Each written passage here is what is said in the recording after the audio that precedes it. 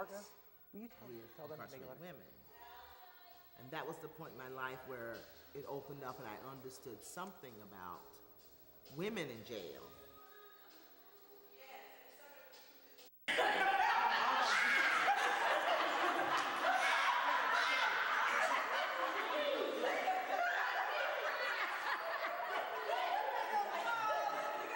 We really don't like bad girls. We idolize bad girls.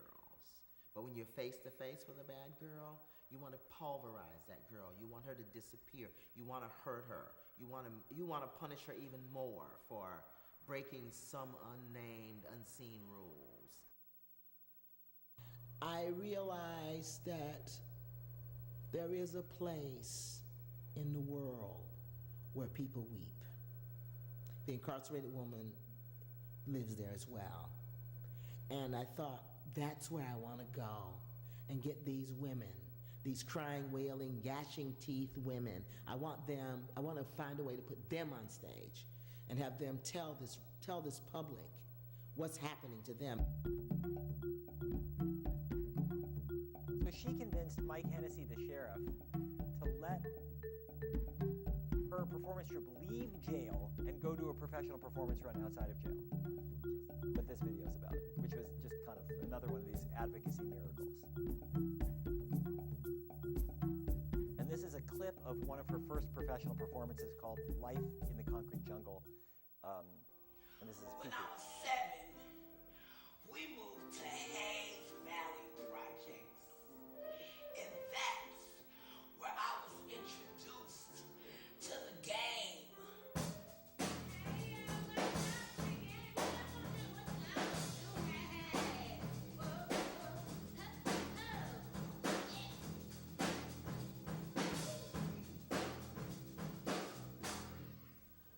When I was 10, I was smoking weed and drinking Mad Dog 2020.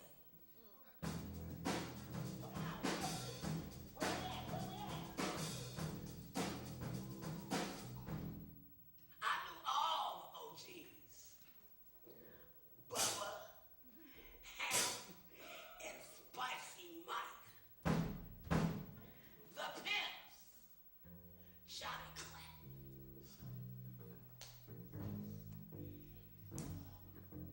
Bitch, you got my money! Bitch, you got my fucking money! All right. So that's. So what I'm going to show you right now, just in the last series of video clips, is kind of what it looks like to do this with an HIV-positive woman, like where it starts and where it ends up, and how this works. And you'll meet. So the first person I'm just going to show you is because she's in the first slide is Cassandra, and this is Cassandra's piece in a show. The second person I'm going to introduce you to is Deborah, who's also one of our patients, who's adorable, very strong, special woman. But this is what a final piece looks like, and it's just a tiny little clip from it. And then I'll show you how it's made.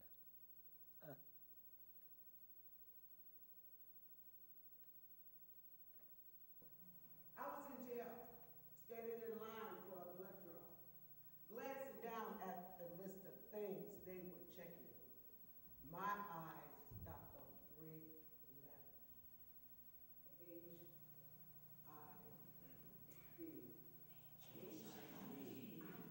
Even though I've been diagnosed since 1987, that moment in jail stayed with me.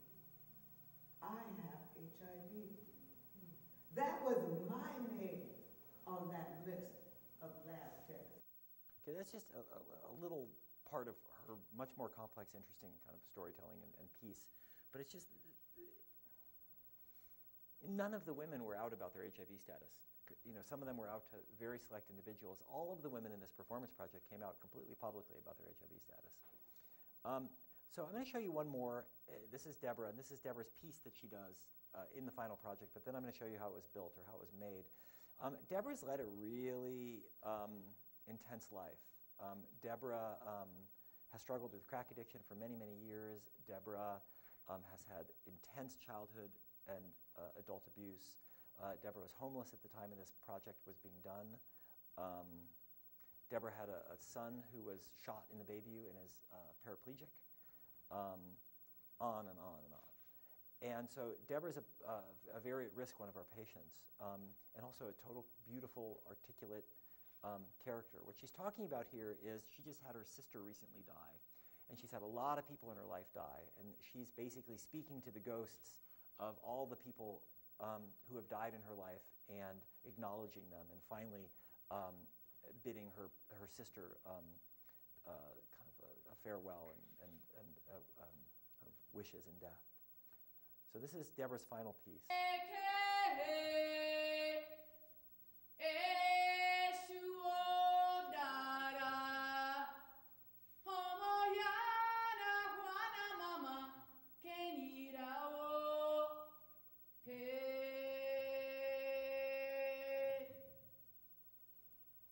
Dear Dice, I see you. You keep me strong. Letty White, I hear you. You keep me strong. Irene Jefferson, I see you. You keep me strong. Tanya Jefferson, I feel you. You keep me strong. Rosie Williams, I see you. You keep me strong. Dr. Jefferson, I feel you. You keep me strong. Regina King Diggs, Sunrise 1962, Sunset 2009, died of AIDS pneumonia. Rest in peace. You keep me strong. I love you, sister.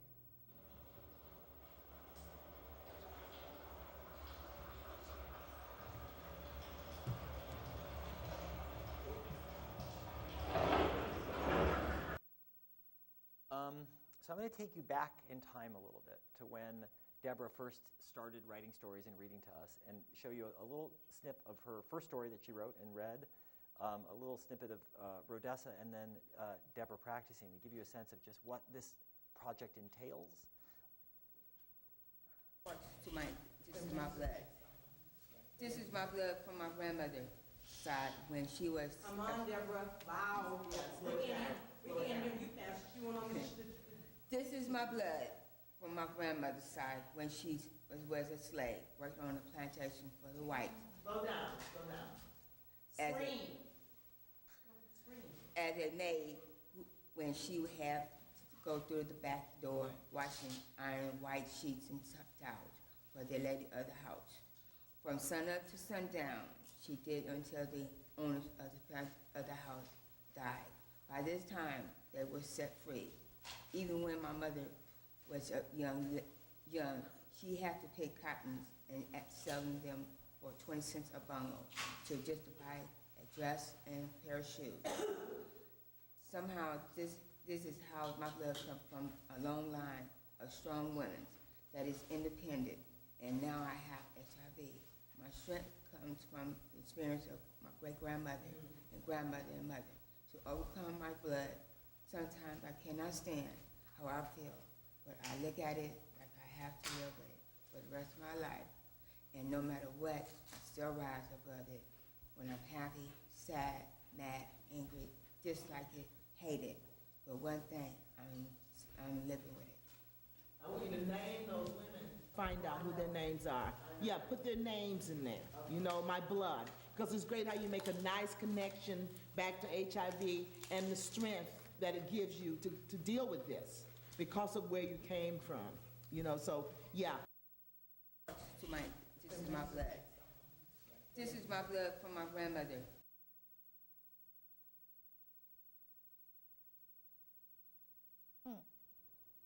Well, all of them, they're on medication, heavy-duty medication.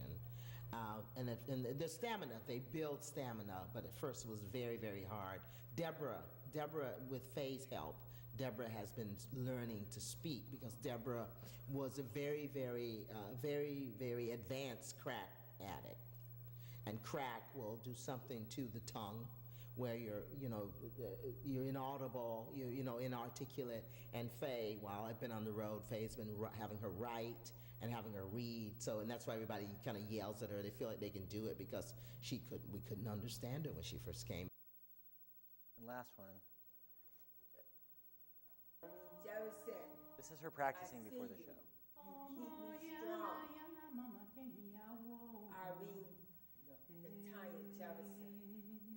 I see you. Would y'all do the shapes? Shapes, your own way. I see you. Slow it down, Deborah. Slow it down. And let that voice ring out. What is it? Who are you speaking to? Kadea Dice. Kadea. Kadea. Kadea. Kadea Dice. Dice. Dice. Yes. Yes. Head up. Kadea Dice. I feel you. You keep me strong. Regina Denise King. Diggs. Died born in 1962.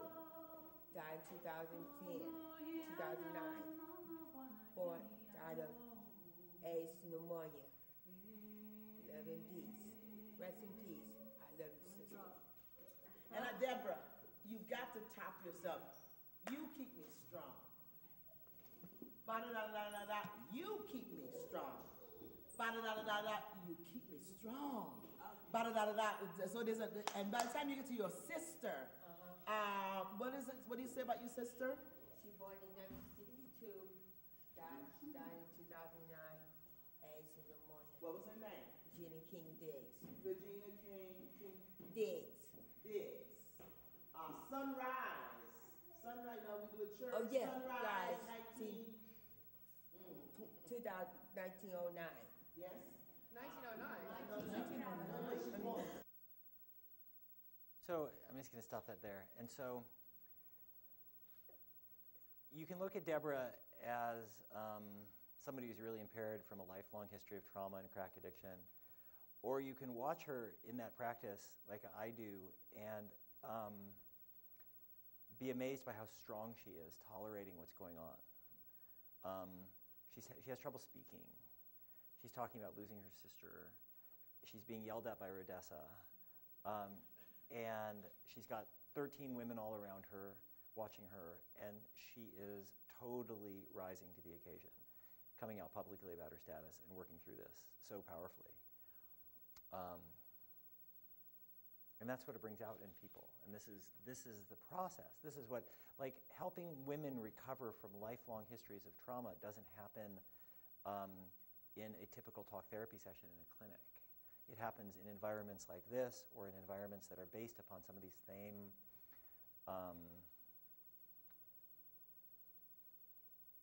tools that help people get in touch with deeper issues of shame and stigma and body image.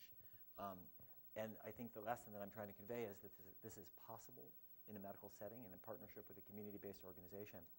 And this is what I studied in my last study. So we did a formal qualitative analysis of the impact of the Medea project. So everybody said it was transformative on the crowd, on the individuals who participated. But what do you mean transformative? So we did these very detailed interviews with each of the women who participated. We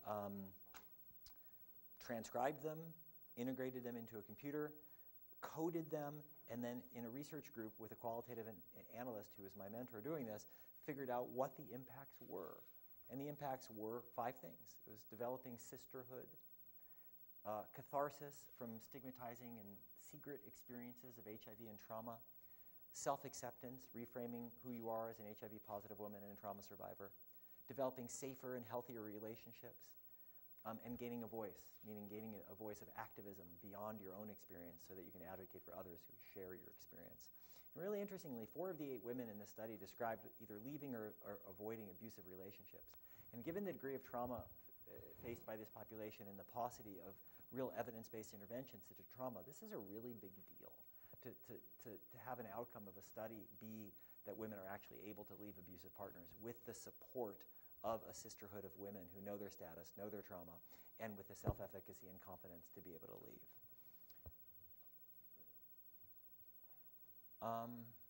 So this, our big idea, our focus, my hope in terms of impact on this female HIV epidemic, and then hopefully the care of other vulnerable women or traumatized women, is to integrate a response to gender-based violence into the care of HIV-positive women as a core component of their health care. And this was one of the elements of a number that we've studied to do that effectively.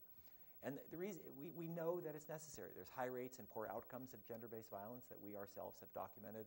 There's been pilot studies that we have now published that show the interventions are feasible and effective. And HIV clinics have a culture of evaluation.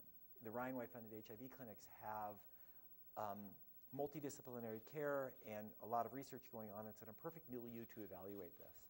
And so the idea is called, the conceptual framework is called trauma-informed primary care. And you may have heard of trauma-informed care. It is absolutely unmodeled in primary care, in most medical settings. This is a concept that has not been really realized or demonstrated. And our goal and what we're implementing now is a demonstration site for trauma-informed primary care for HIV-positive women. And we see a lot of opportunities for this. Developing a model, an evaluating model of trauma-informed primary care, setting best practices for that, and then modeling it for other populations. And one last thing I would say before I conclude with one last slide for you is that research and writing are ways of proving what you believe to be true, to convince people, to give you credibility. And I can't tell you how impactful it's been for me as a advocate to have published studies about what I'm advocating for. Because now all of a sudden, because I've proven to myself and others that what I'm actually saying is true, I'm now invited kind of into the room in a way that I previously was not. And there's a lot of examples of this, but this is me speaking in the White House in November. So Grant Colfax is a friend of mine. He's the national director of national AIDS policy. He's the AIDS, I can't call him the AIDS czar because he gets mad at it. You're not supposed to be called that.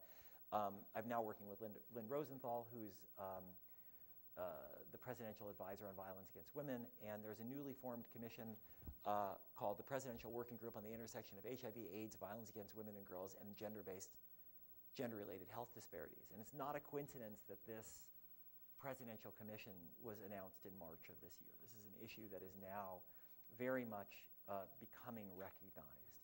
And my research and my advocacy, but in particular the results of my studies, both the cross-sectional studies demonstrating the rates and impact, and then the interventions got me into the room to advocate for what I think that this group should be doing. And we've also gotten just a level of press coverage and citation and inclusion that I would never have been able to have if I hadn't documented what I was doing, conceptualized some of it as research, and then finished writing it, which is really hard. Like, I'm really busy. You guys are really busy. It's hard to sit still. It's hard for me to sit still. Some of you might be able to sit still. But making yourself sit still, getting friends to help you, getting mentors to help you, you can do it without being a scientist. You can do it by being an advocate and caring for your patients. And it's a very effective way to care for people. So these are just some pictures of us in Washington, D.C. This is Fifi from Life in the Concrete Jungle standing in front of the Capitol building. This is Cassandra inside the Capitol going on a tour, which I just thought was just totally the coolest thing. This is us in the congressional elevator. That's Rodessa and the whole group. This is us in Barbara Lee's office meeting with her senior health aide. This is the group of us at the Martin Luther King Memorial, which is, again, I don't know if you guys have seen them. How many of you guys have seen the Martin Luther King Memorial? It's him and his quotes, and his quotes, you know, you want an advocate. You know, what did he stand for? He stood for justice and peace. You know, that's a great memorial. And so here's my ending with you guys. So I'm going to read it. So, the world is a beautiful and fragile place with real threats to its people, animals, and environment. So, AIDS is important. You know, women are important. Lots of other things are important too. So, you guys, you know, find something to do, you know, find something to protect that seems genuinely important, and then you can infuse with your creativity and your beauty. And you are empowered, smart, insightful, already activists who are able to do that. And so do it. Don't settle for anything less than having that type of impact and meaning in your life. The world needs you. The planet needs you. Our people need you. Our animals need you. Whatever you choose to do, hold that to be your standard. And look at these AIDS activists and look at other people who are speaking truth fiercely and make sure that you sound like them.